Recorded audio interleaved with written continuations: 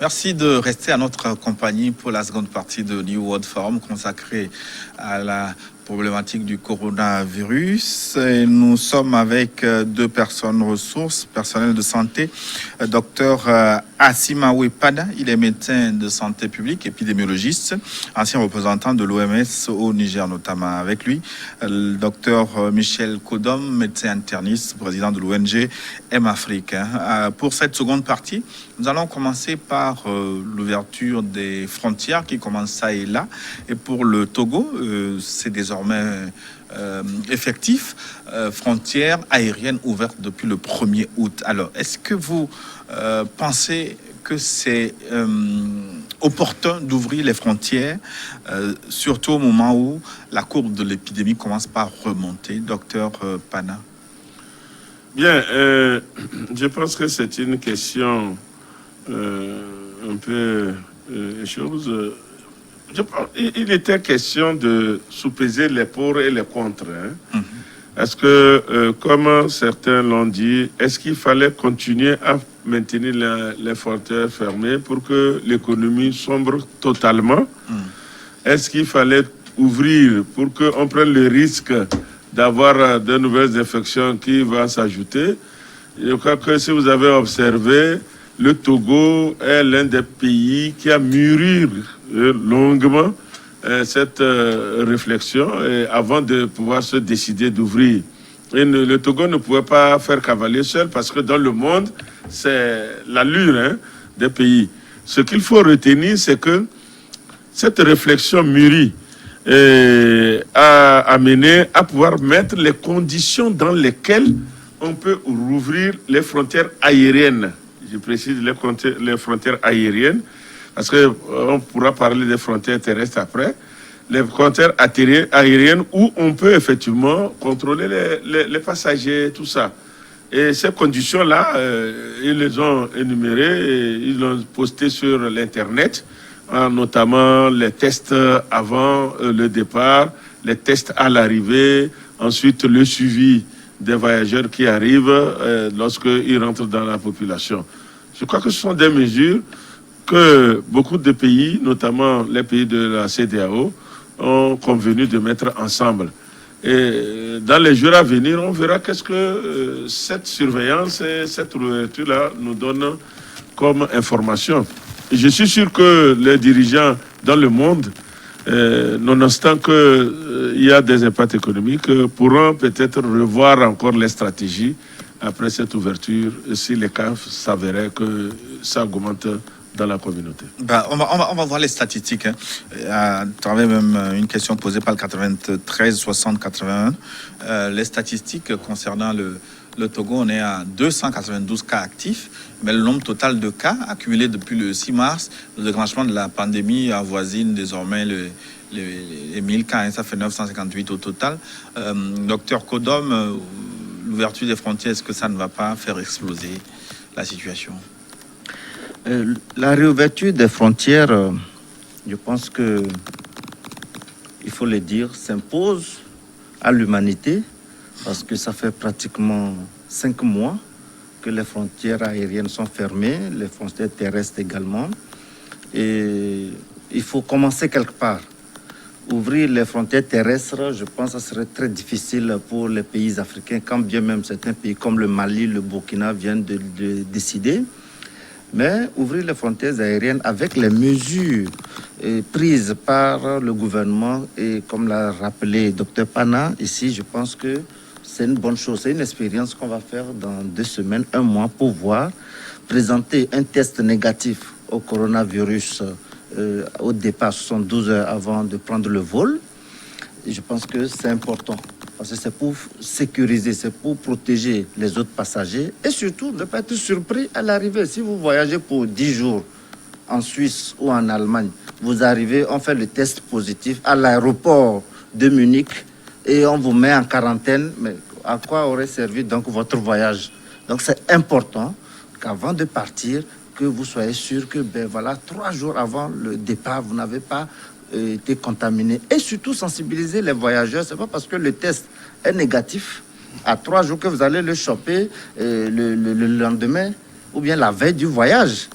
Donc, vous voyez que ici, c'est toujours la sensibilisation qui est importante, de continuer par vivre de sorte que lorsque vous quittez, vous sortez de votre lit le matin, la prière qu'on doit s'ajouter maintenant, c'est de faire en sorte que vous retournez le soir au lit sans être contaminé par ce virus-là. Moi, je l'ai dit, je l'ai fait, j'ai passé ce message, mais la prière qu'on a l'habitude de faire, une doit s'inviter, c'est de faire en sorte que lorsque vous sortez de votre maison, que vous ne rencontrez pas quelqu'un qui soit atteint du virus. Et si d'aventure quelqu'un est contaminé, que Dieu fasse que vous ne le contactez pas, ce virus-là, pour ne pas le ramener à la maison et contaminer madame ou les enfants. Donc voilà le schéma. Et pour nous, nous saluons cette réouverture des frontières aériennes. Et c'est le lieu de sensibiliser la population. C'est vrai, c'est payant. Les gens, d'aucuns demandent, mais pourquoi 40 000 ou 50 000 francs de frais de test? Mais c'est qu'on va vous délivrer une attestation. Et c'est que vous avez décidé de voyager par l'avion. Mais c'est des tests qui coûtent cher et le gouvernement, Dr Pana l'a dit, commence pas à s'essouffler, l'économie ne tourne plus, les impôts ne sont plus payés, les taxes ne sont plus prélevées, mais il faut que l'argent vienne de quelque part. Donc ceux qui décident de voyager, de prendre le vol, doivent s'attendre à ce test qui est payant, enfin pas malheureusement, mais parce que voilà, il faut payer et faire les soins. Oui, certains ont épilogué sur le montant fixé par le gouvernement pour ceux qui décident de rentrer ou de voyager de leur propre chef. Certains ont estimé que le coût est un peu élevé. Lorsque vous voyez les mesures de prévention adoptées, les combinaisons que le personnel qui fait le test doit porter pour éviter de passer d'un patient à un autre, peut-être que c'est un test, ça peut être positif, Gilles. Donc, il faut faire en sorte que les mesures de prévention en termes d'habits de protection soient respectées. Donc, ça coûte très cher. Lorsque vous voulez acheter une combinaison, c'est pas moins de 20 000 francs. Oui, une bonne combinaison. Donc, voyez justement, où se trouve la subvention de l'État qui a pris en charge les malades de la pandémie jusqu'à présent? Oui, c'est ce qui est intéressant, mais ceux qui veulent voyager, ce ne sont pas des cas. Je vous explique, il faut que ça soit clair pour la population. Lorsque, par exemple, vous avez une fièvre, vous toussez, vous avez mal à la gorge, depuis un certain temps, vous venez chez moi en consultation à la clinique, j'appelle les services sanitaires, le district 5 dans lequel je suis, ils viendront vous faire le test chez moi à la clinique, dans une salle isolée, préparée pour la circonstance, pour isoler les cas suspects. En ce moment-là, vous ne payez pas. Le gouvernement n'a pas dit que le test de dépistage à la COVID-19 est payant, mais pour les voyageurs, c'est payant. Il faut que ça soit clair. Le gouvernement n'a pas dit que les tests sont payants pour toute la population togolaise, mais ceux qui veulent voyager, écoutez, vous avez besoin d'une attestation que vous allez montrer à l'arrivée, à l'aéroport Roissy-Charles de Gaulle. Vous devez présenter un papier. Mais si vous voulez aller au Gabon, j'ai d'ailleurs la liste de tous les aéroports déjà qui ont défini les conditions. Et c'est la même chose. Au retour, lorsque vous voulez arriver au Togo, vous revenez donc du Gabon. Vous devez présenter un document attestant que vous n'êtes pas malade. Et docteur Pana, vous estimiez que de toutes les façons, cette fermeture de frontières, du point de vue épidémiologique, n'était pas très justifiée. Avant de revenir sur la fermeture des frontières, je voudrais renchérir ce que Dr Kodon vient de dire. Non, je pense que c'est une contribution qu'on demande. En fait, 40 000 francs, si vous mettez tout ce qui rentre dans le test, vous allez voir que c'est au-delà de 40 000 francs. Sans compter les salaires, tout ça qu'on paye aux agents là-bas. Donc, c'est une petite contribution qu'on demande. La directrice de l'Institut d'hygiène nous avait estimé le coût entre 70 et 100 000. Exactement. Donc, c'est une petite contribution qu'on demande. OK? Maintenant, pour les fermetures des frontières, si vous avez le règlement sanitaire international qui donne les stratégies de lutte contre les maladies, notamment les pandémies, il n'est pas recommandé de fermer les frontières. Je vous donne un seul exemple. Lorsqu'il s'est agi de la maladie Ebola, en 2014, il y a certains pays en Afrique de l'Ouest qui sont empressés de fermer leurs frontières. Quelle ne fut la surprise de ces pays-là de voir que, malgré que les frontières étaient fermées, des cas ont migré des pays voisins vers leur pays. Ils ont passé par où? Ils sont passés à travers les frontières. Les mouvements des populations vraiment ne peuvent pas être... Si on peut contrôler les voyageurs par voie aérienne, il est difficile de contrôler, surtout en Afrique, les mouvements de population à travers les frontières terrestres. Vous comprenez avec moi que le Togo, par exemple, nous avons la frontière avec le Ghana, avec le Burkina, avec le Bénin. Si on doit pouvoir fraîchement dire que la frontière est fermée, il faudrait mettre un policier ou un gendarme ou un militaire, peut-être tous les 2 ou 3 mètres sur cette frontière. C'est impossible. Et vous avez vu le nombre, on ne connaît même pas le nombre de points, mais on les a évalués sur notre petit pays là. Ils sont au-delà de près de 10 000 points d'entrée. On ne peut pas contrôler cela. C'est pour cela qu'il est important quand même de savoir que la fermeture des frontières peut être envisagée, mais contrôlable seulement au point d'entrée officiel. Si vous allez vers Aflao ici, vous allez voir. Il y a beaucoup de points de contrebande. Hein. Bon, bien sûr, les gens, vous prenez les cas de Djarpanga là. Ils ne sont pas, ils sont passés par tous les petites pistes là pour rentrer. Donc, c'est vrai, on prend cette mesure-là, mais l'OMS ne préconise pas la fermeture des frontières. On va répondre à quelques questions. On va commencer par répondre aux questions qui nous sont adressées sur notre compte WhatsApp qui devait s'afficher donc à l'écran en principe 90 42 79 90 42 79.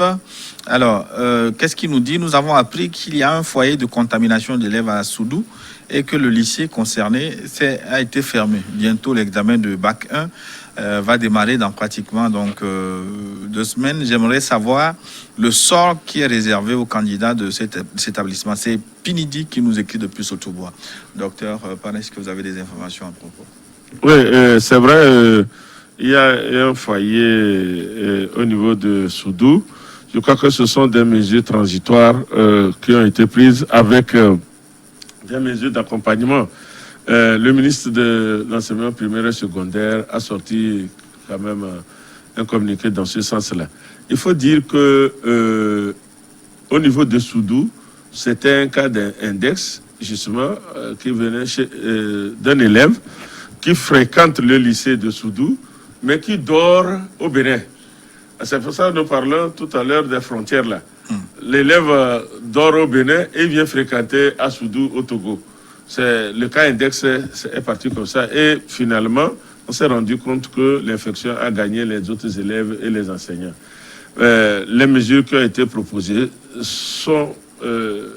visent plutôt la limitation de ça. Mais ces élèves qui sont mis en isolement continuent d'avoir des appuis au niveau de leurs cours.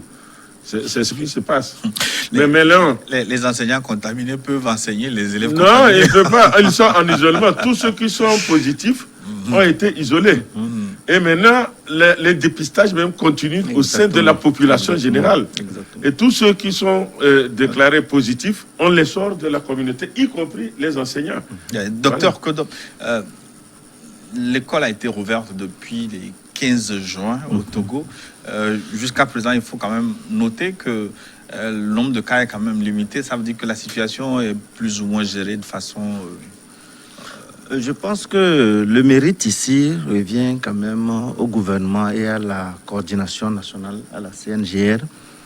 Moi, j'ai été auto-confiné. J'ai vu comment le suivi des voyageurs, nous qui étions rentrés courant 17 mars jusqu'au 20 mars, la date de fermeture des frontières aériennes, c'est quand même du sérieux.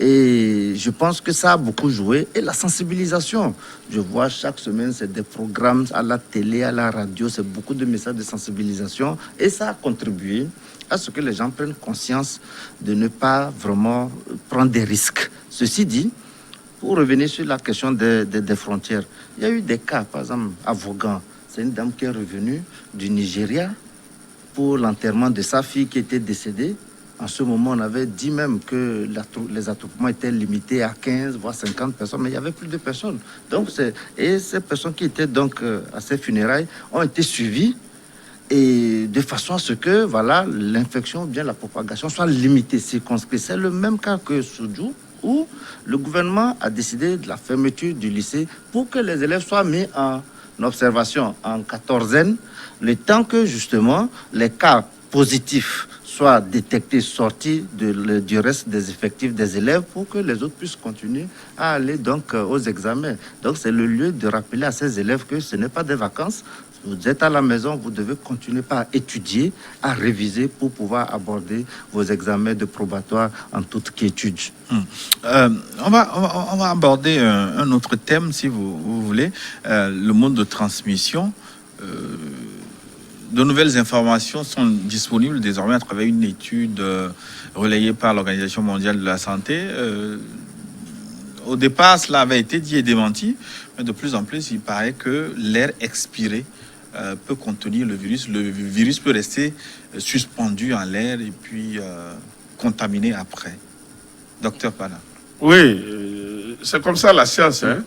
La science évolue de jour en jour, surtout sur une maladie comme la Covid-19 qui n'a pas encore montré toutes ses facettes. Je l'ai dit tantôt.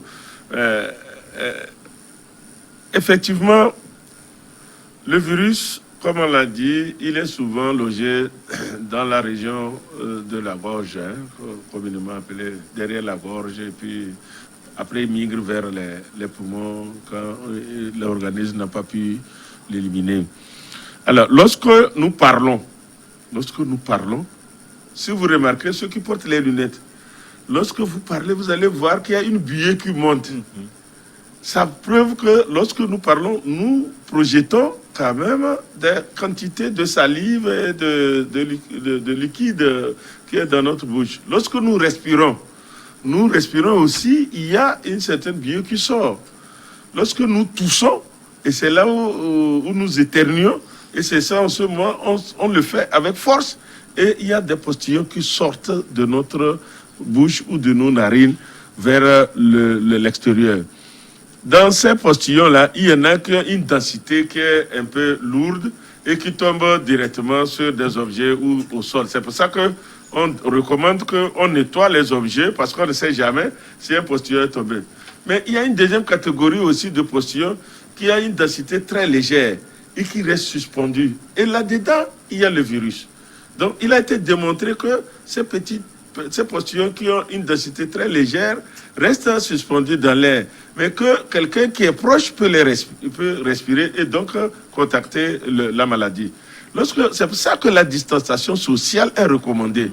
Lorsque vous êtes au-delà de 2 mètres, par exemple, même si quelqu'un avait émis ces postillons très légers dans l'air, vous risquez de ne pas les prendre parce qu'ils auront le temps de pouvoir se dissiper et tomber. Mais docteur Koudoma, est-ce que ceci explique cela, le mode de contamination très rapide de cette maladie? Oui, je me rappelle déjà autour du 20 mars, nous étions de ceux-là qui disions que le port de masque s'impose. C'est une logique, c'est une logique pour les intellectuels. Pour moi, c'était, même lorsque je revenais, tenez-vous bien, à l'aéroport, j'avais une quantité de masques que j'ai distribué à certains voyageurs. Même arrivé à l'aéroport Gnassingbé Yadema, j'ai donné encore des masques et j'avais un ami qui refusait. J'ai dit, mais mon frère, tu es allé à l'école, tu as ton bac, c'est suffisant de savoir qu'il y a la thèse, l'antithèse, la synthèse. Voilà, toi tu refuses, donne-moi tes raisons. Moi, je t'explique que si j'éternue dans l'avion, si quelqu'un éternue, il a le virus, tu peux le voir. Qu'est-ce qui t'empêche de te protéger les voies aériennes supérieures de tes narines? Et il a accepté de prendre. Mais il avait la trouille lorsqu'on nous a mis en quatorzaine pour le suivi. Ouais. Ah, le test, est-ce qu'il sera négatif? Je l'ai juste rappelé que je suis sûr que ça sera négatif parce que tu n'as pas pris de risque. Alors, pour revenir, nous avons dit que moi, je n'ai pas vu un Chinois dans la rue ne pas porter le masque au moment où il y avait cette phase aiguë, la pandémie, au moment où l'épidémie battait son plein en Chine. Les gens portaient le masque. Mais il y avait certains gouvernements, dont celui de la France, qui disait non, le masque n'était pas obligatoire. Mais il ne faut pas jeter la pierre à quelque chose parce que ce virus n'a pas fini de livrer ses mystères.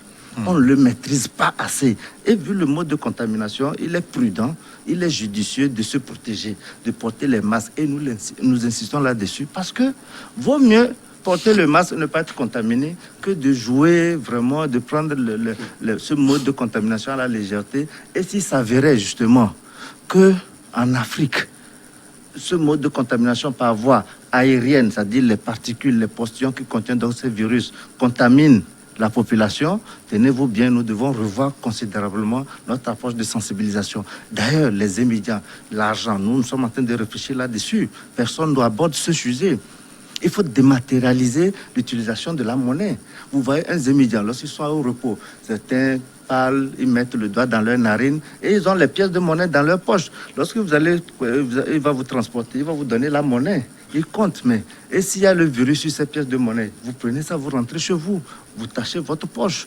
Donc pour nous, il faut vraiment avoir des messages clés et proposer des mesures qui vont freiner justement la propagation donc, de ce virus qui n'a pas fini de nous surprendre. 90, 88, 10. 90, 88, 10. Il nous pose une question sur vos amis médecins cubains. Dites-nous du travail effectué par les Cubains au Togo. Pensez-vous que leur présence a été utile? Si oui, dites-nous ce qu'ils ont apporté de plus par rapport à nos médecins sur place ici. Docteur Pana. Je peux? Je pense que non, c'est une question très pertinente et il faut saluer la présence de ces Cubains. En médecine, il faut toujours avoir cette ouverture d'esprit d'accepter la collaboration. Vous savez, l'une des médecines les plus avancées sur cette terre, c'est à Cuba. C'est la santé communautaire. Et pour nous, c'était pas quand même mauvais.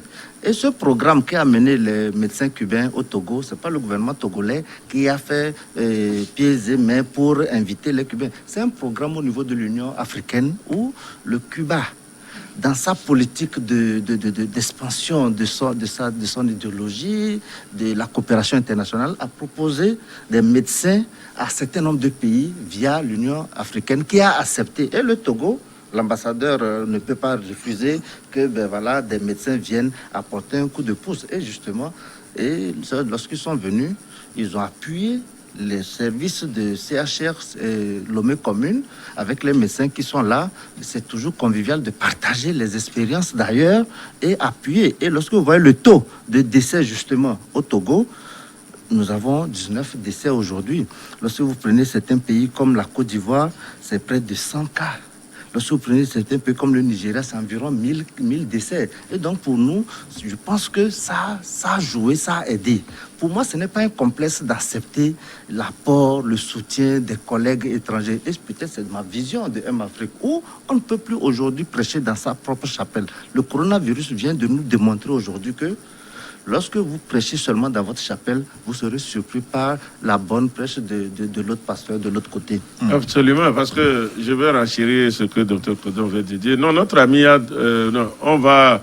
Peut-être que quand le rapport final sera sorti, il fera concrètement. Mais il faut savoir que dans toute lutte, dans toute réponse pour une épidémie, le partage d'expérience s'avère indispensable.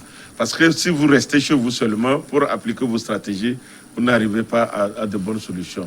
Ils sont allés en dehors de CHR de Kégué, ils sont allés à l'intérieur du pays pour appuyer sur les mécanismes de surveillance, pour appuyer sur le mécanisme de dépistage, pour appuyer sur les mécanismes d'isolement et surtout sur la communication au niveau de la communauté.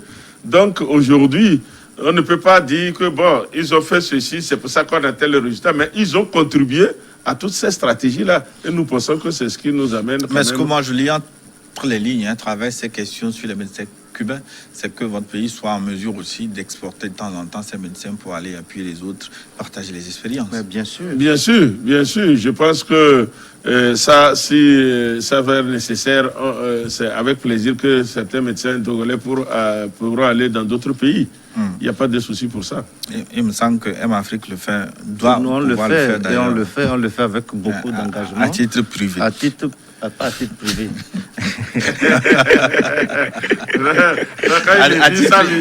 À titre humanitaire.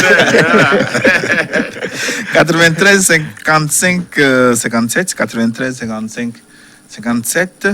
Sa question est simple, juste pour savoir comment se manifeste le virus Covid dans la gorge. Il est très précis dans sa question.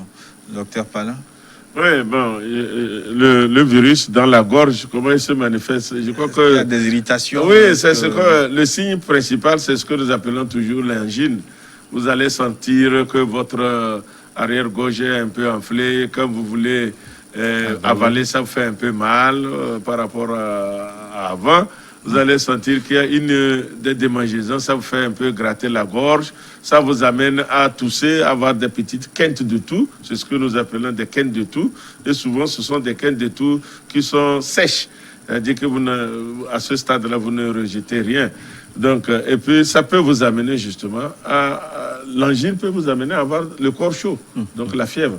Mais toute angine n'est pas Covid-19. Non. Toute angine n'est pas Covid-19. Peut-être ajouter que c'est le syndrome grippal qu'il faut mettre en avant. Oui. Parce que le coronavirus, quoi qu'on dise, fait partie donc de ces virus-là qui se manifestent comme un syndrome grippal. C'est lorsqu'il y a la phase de complication qui s'installe que vous avez ces douleurs thoraciques. Sinon, au départ, comme il a dit, c'est des démangeaisons au niveau de la sphère ORL. Les oreilles vous grattent, les narines vous grattent, la gorge, comme il a spécifié, ça vous irrite et vous avez une sensation d'angine. Et en ce moment, il faut consulter. C'est là aussi l'approche santé publique, le message qu'il faut adopter. Aujourd'hui, lorsque vous avez une angine, vous l'avez su bien expliquer, nuancer. Toute angine n'est pas Covid-19, Absolument. mais toute suspicion d'angine doit nous orienter à poser ou du moins à faire le test à la Covid-19. Il faut ajouter simplement qu'on peut avoir le coronavirus et n'avoir aucun symptôme au niveau de la gorge également. 59, c'est Ghana. 233, 59, 391, 233, 59, 391. Il dit qu'il est bloqué à cause de cette pandémie. Il est bloqué au Ghana. Alors, quels sont les pays africains qui ont ouvert leurs frontières et leurs aéroports? Je ne sais pas si on a la liste exhaustive de ces pays ici. Alors, est-ce que le Togo a ouvert son aéroport pour des voyages à l'étranger? La réponse est oui. Depuis hier. Depuis hier. Et depuis hier, il y a des compagnies qui... Il n'a qu'à s'informer auprès de ces compagnies. Ouais. Bon, est-ce que le fait d'ouvrir les frontières aériennes et de laisser les terrestres fermés, est-ce que oui, ça on ne l'a pose dit, pas un c'est-à-dire, problème? vous savez, il faut aborder... Il faut aller graduellement. Exactement, il faut aborder cette question de façon graduelle. La réouverture des frontières aériennes, il faut que les cellules de riposte soient là, vérifient si tout est cohérent. Après, lorsqu'on va maîtriser cet échantillon qui est plus réduit, on va aller voir maintenant les bonnes pratiques à répliquer au niveau de la frontière avec le Burkina, du Bénin et du Ghana. On ne peut pas ouvrir juste la frontière avec le Bénin seul et laisser le Ghana. Donc, je pense que c'est vraiment graduellement qu'il faut aborder ce sujet. Et moi, je félicite cette démarche. Ça va prendre quelques jours, quelques semaines et tout devait rentrer dans l'ordre parce qu'on est obligé de réouvrir. Obligé, je le dis, parce que économiquement, on est étouffé. Rien ne marche et il faut que justement le monde continue par avancer avec malheureusement ce virus-là. 91 62 16, 91 62 16, c'est notre cher Tagba depuis Kara. Alors, au regard de l'évolution actuelle de la pandémie, maintenir les frontières fermées, à mon sens, ne serait véritablement fiable, quoique cette fermeture participe à limiter la propagation du virus. Donc, pour lui, ouvrir les frontières, oui. C'est ce que les personnes ressources ont dit autour de cette table. Alors, ce qu'il faut maintenir fermé, c'est l'incivisme de certains citoyens, et même pas des moindres, quant au respect des mesures barrières. Et ensuite, passer à la vitesse supérieure en sanctionnant avec des amendes les contrevenants en ce qui concerne le mépris des mesures édictées. Car à ce jour, personne ne peut dire qu'il n'est personne ne peut dire qu'il n'est suffisamment sensibilisé sur la maladie. Merci. Les amendes, il me semble Non, que il a raison. elles ont commencé. Elles ont commencé, et puis franchement, c'est compliqué, mais il faut la stratégie. Nous, par exemple, nous sommes de ceux-là qui pensons que, au lieu de faire des amendes classiques exigées, par exemple, pour les concours à venir, les tests de Covid-19, c'est-à-dire, il faut... Bon, alors, de façon simple, on a décidé qu'en voyageant, il faut présenter un certificat. Mais pour les prochains examens, test PCR. un test PCR. Moi, par exemple, je ne serais pas gêné d'exiger à mes stagiaires au niveau de M Afrique de me présenter un test de Covid-19. Pourquoi? Parce qu'il y a des porteurs sains, asymptomatiques. Il vient, on l'accepte comme stagiaire et il a le virus. Donc, si on accepte de mettre en place des mécanismes qui puissent indirectement amener tout citoyen à des comportements civiques, je pense qu'il faut le faire parce que c'est une maladie qui va nous surprendre encore. Nous avons nos grands-parents à la maison, nous avons nos pères à la maison, nous avons des enfants et c'était des pathologies, l'asthme, tout ça. Il faut vraiment réfléchir pour limiter l'hécatombe parce qu'on n'a pas encore justement atteint notre pic au niveau de l'Afrique, au sud du Sahara. Le ministre l'a dit, on en a parlé lors de la première partie. Oui, je pense que, vous voyez, comme je l'avais dit il y a quelques instants, l'homme est au centre de la chose. Mais quand le gouverneur ou l'autorité ne prend pas certaines mesures, après, l'homme va dire « Ah voilà, ils n'ont pas pris des mesures. S'ils avaient pris des mesures, on ne serait pas là-bas. » Quand l'autorité prend les mesures, les dispositions, dit « Ah, ça c'est trop. » C'est le comportement humain. Mais il faudrait qu'on sache que la Covid-19 appelle le comportement individuel et collectif. Pourquoi individuel? Individuel parce que je dois savoir que je dois faire tout pour ne pas avoir la maladie.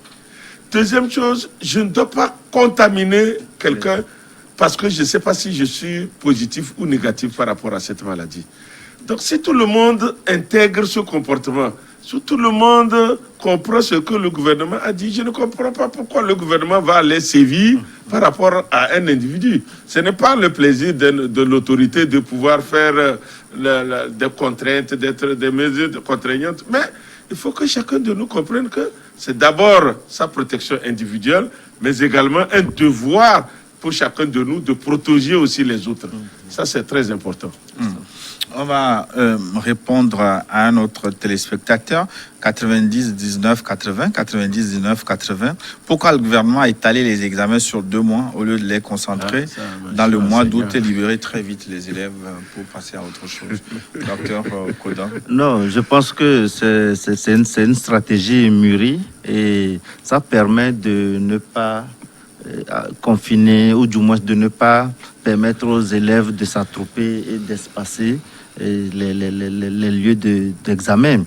Je pense que c'est important et pour la rentrée prochaine, il faut le dire, peut-être que nous allons vers une nouvelle stratégie, que certains élèves aillent le matin et d'autres le soir pour que justement les classes soient disponibles pour respecter au moins les mesures de distanciation physique entre les élèves. Donc je pense que étaler, c'est plutôt une bonne approche. Il faut féliciter. Ceci dit, c'est pas tous les élèves qui vont composer. Donc pour nous, c'est une bonne chose. Il faut permettre à ce que les élèves qui vont composer ne soient pas contaminés et que tout se passe plutôt dans de bonnes conditions. Docteur Pada? Non, je pense que Dr Kodom a dit l'essentiel. Toute disposition que le gouvernement prend mûrit d'avance. Et le gouvernement analyse les pour, les contre avant de pouvoir arriver à une disposition. Et ceci sous le conseil, justement, des bases factuelles scientifiques. Ouais. Voilà, donc le gouvernement ne prend pas des mesures comme ça au hasard. Il les prend pas basées sur certaines évidences scientifiques pour pouvoir mettre les mesures qui soient à l'avantage, je rappelle, pas des individus, mais de toute la population. On va aborder donc le dernier volet de cette émission. Le vaccin, la question concernant le vaccin contre le coronavirus, vite et bien, est-ce que c'est possible? Parce que il y a une course au vaccin actuellement, que ce soit en France, la Russie annonce avoir entamé la dernière étape pour la fabrication de vaccins. La Chine aussi est très avancée sur la question. Est-ce que, à votre avis, ne pensez-vous pas qu'il y a une forme de précipitation à trouver un vaccin, ce qui pourrait constituer un gros danger pour l'humanité? Non, je pense qu'en matière de vaccins, on l'avait dit déjà sur ce plateau-là, il faut faire quelques rappels pour savoir que la fabrication des vaccins subit des phases. La première phase, c'est ce que nous appelons la phase préclinique. C'est-à-dire que les gens étudient le comportement du microbe et l'élaboration au laboratoire, puis ils l'appliquent sur les animaux. Mais la deuxième grande phase, c'est ce qu'on appelle la phase des essais cliniques. Et cette phase-là est subdivisée en 3 grandes catégories. La première, c'est on cherche à voir si le vaccin est inoffensif, etc. La deuxième, c'est comment le vaccin dans l'organisme peut entraîner à pouvoir générer l'élaboration des anticorps pour lutter contre le microbe. Et la troisième phase, c'est la validation. C'est une phase, en fait, la phase 2 est subdivisée en 2. Et là, vous voyez, non? Phase 2A, phase 2B. Maintenant, en phase 3, est la phase où on essaie de faire un essai clinique à large échelle. C'est la pré-phase de l'utilisation du vaccin dans la population. Donc, si je me résume, il y a une phase préclinique, la phase des essais cliniques qui comporte la phase 1, 2, 3, et puis enfin maintenant la phase 4, qui est lorsque on a le vaccin et on l'utilise dans la communauté, dans la population, avec ce que nous appelons la surveillance de la pharmacovigilance. En ce qui concerne les vaccins, actuellement, on a au moins 4 types de vaccins, notamment aux États-Unis, en Chine, il y a 2, et puis en Angleterre, avec l'université Oxford. En Russie aussi. En Russie, ils ont commencé, mais bon, pour le moment, il y a plusieurs. Hein, ils vont entamer la phase 3. Mais les autres dont je viens de parler sont déjà à l'étape de la phase 3, qui consiste à inoculer ce vaccin-là à des humains, à des centaines de personnes, voire des milliers, pour conclure de son efficacité et de son innocuité dans l'homme, dans l'organisme de l'homme. Maintenant, il y a d'autres vaccins qui sont candidats, qui sont en phase 1, d'autres en phase 2A, d'autres en phase 3, ainsi de suite. Il y a au total près de 140 dans le monde. Vous comprenez? Dans le cadre de la COVID-19, il y a certaines phases qui sont contractées. Parce que pour élaborer un vaccin, généralement, si on doit suivre toutes ces étapes-là, c'est entre 9 et 14 ans pour qu'on ait un vaccin qui réponde à tous ces critères dont je viens de parler, à ces phases-là. Mais comme la pandémie de la COVID-19 entraîne beaucoup de dégâts au niveau de la communauté, il y a certaines phases qu'on combine pour aller vite. Et notre espoir, c'est qu'on puisse avoir le plus tôt possible ce vaccin-là. Oui, donc, on ne peut pas dire qu'aujourd'hui, le fait qu'on se précipite, on va avoir un vaccin qui sera dangereux dans la population. Non. Ces phases-là sont scrupuleusement suivies et lorsque un vaccin sera dit et il a dépassé la phase 3, eh bien, tous les scientifiques vont pouvoir l'essayer et c'est en ce moment qu'on peut lui dire, voilà, il a été validé. Et l'OMS est l'organisation garante justement de la validité d'un vaccin avant qu'il ne soit utilisé dans la population. Docteur Kodom, est-ce qu'il y a des risques? Oui, moi je sais là où vous voulez en venir. Vitesse et précipitation, je sais là où vous voulez en venir. Ça a déjà fait polémique il y a 2 mois de cela, où des vidéos virulentes ont été postées sur les réseaux sociaux, où on disait que ben voilà, l'Afrique va servir de cobaye dans le cadre donc de la riposte contre la Covid-19. On veut vacciner les Africains. Moi, j'ai une position assez claire là-dessus. Vous voyez, lorsque vous voyez le taux de contamination, les taux de décès, l'Europe est plus frappée. Aujourd'hui, les États-Unis viennent vraiment prendre le dessus, le Brésil, et l'Afrique résiste. c'est le mot. On résiste, c'est-à-dire on peut craquer, mais pour le moment, on résiste. Et vous savez, il faut rester prudent. Les vaccins, par le passé, dans un passé récent, il y a eu des vaccins qui ont montré leurs limites aussi. Pas tous les vaccins. D'une manière générale, les vaccins, lorsqu'ils respectent certains nombres de règles, comme l'a dit Dr Pana, sont bons. Mais il y a certains vaccins qui ont montré leurs limites. Et dans la précipitation, justement, on peut regretter demain. Et pour nous, il faut essayer quand même, mais pourquoi essayer d'abord sur les Africains? Nous estimons qu'il faut mettre en place tout le processus comme il se doit, même s'il faut aller vite. On peut faire des doublons rapidement, essayer, mais nous voulons consommer un vaccin qui soit bon, un vaccin qui n'ait pas de conséquences sur l'humain demain. Parce qu'on le regrettera par un communiqué. Mais c'est des centaines de victimes qui seront dans le coup. Moi, j'ai déjà suivi des débats scientifiques sur l'opportunité ou l'efficacité des vaccins ou non. Pour certains médecins, il faut laisser l'immunité naturelle se développer, alors que l'immunité développée à partir du vaccin serait moins robuste que l'immunité naturelle. Oui, mais vous savez, lorsque un scientifique fait une étude, l'étude peut concerner une population bien définie. Mais pour nous, aujourd'hui, les vaccins, quoi qu'on dise, ont apporté beaucoup à l'humanité. Les vaccins ont apporté beaucoup à l'humanité et il serait un peu dommage qu'on revienne sur ce débat pour créer le doute dans la pensée collective. Les vaccins sont bons, mais dans le cas de Covid, où il faut aller vite, pour nous, il faut aller vite, certes, mais soyons très prudents.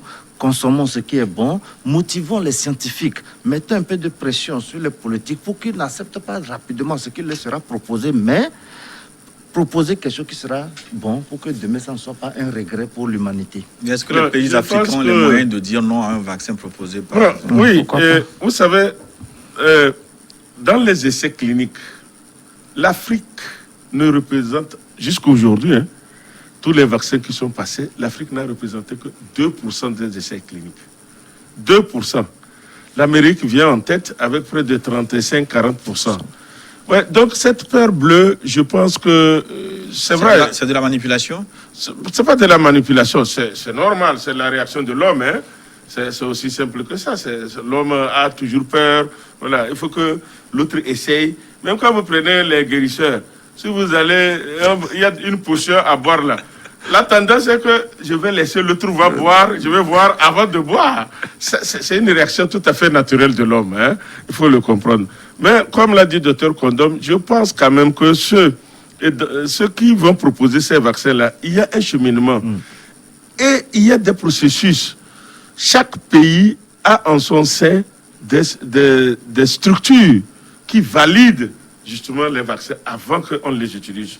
Par exemple, quand on prend le Togo, même s'il y a aujourd'hui un vaccin, les autorités ne vont jamais accepter qu'on amène le vaccin tant qu'ils n'ont pas certifié justement les critères, etc. Théoriquement, oui, mais bon, ce que vous dites, est-ce que vous en avez la garantie? Mais comment théoriquement? Il y a des structures qui sont là. C'est pareil pour les médicaments. Vous voyez? Donc je pense quand même que, et je vais vous dire une chose, vous pensez que si aujourd'hui, comme Dr Kodon l'a dit, il y a un nouveau vaccin qui sort là, il y a eu déjà des débats là-dessus. Vous avez vu quand il s'est agi de Sanofi, où les gens disent non, parce que le président américain a dit, si vous trouvez un vaccin, nous les Américains, on va l'utiliser d'abord. C'est ce qu'il a dit. Et les gens disent, mais pourquoi? Ça doit être pour tout le monde. Est-ce que ce sont les Américains qui ont payé le plus? Oui, voilà. Donc si aujourd'hui on trouve un vaccin, mais je pense que bon, les gens ne vont pas se protéger avant de nous le donner. C'est là la question. Wait and see. On va conclure. Wait and see. Chacun voudra protéger son vestibule d'abord. Alors, les conclusions en 30 secondes, docteur Kodom. Les conclusions, justement, c'est que... Les chiffres montent, mais pas de panique. Protection. Les chiffres montent, pas de panique, protection et surtout beaucoup plus de civisme. C'est vrai, moi-même, quelquefois, il m'arrive d'être un peu étouffé dans mon masque, mais je me dis, pour la santé publique, pour ma propre santé, il faut que je me protège. Docteur Pana? Oui, je pense que ce que nous pouvons dire, cette maladie est une maladie qui n'était pas connue dans son mode d'expression, etc. Au fur et à mesure qu'on avance, on découvre certaines choses. Donc, il faudrait que les gens comprennent que c'est la dynamique de la connaissance scientifique. Donc, les mesures qui sont proposées au fur et à mesure, c'est l'expérience de la maladie qui permet de les proposer. Nous ne pouvons jamais inverser la tendance évolutive de la maladie si nous ne mettons pas en pratique les mesures barrières. Il faudrait que, individuellement et collectivement, nous puissions mettre ces mesures barrières en œuvre pour s'assurer qu'on barre la route au coronavirus. Merci, on va s'arrêter là pour le forum de cette semaine. Merci de votre aimable fidélité à tous ceux qui nous ont rejoints à travers les réseaux sociaux avec des questions pour participer de façon interactive à ce forum. On remercie aussi l'équipe technique Judas, Seyon et Rebecca au studio. Dans un instant, une nouvelle édition du journal sur votre chaîne. À très bientôt.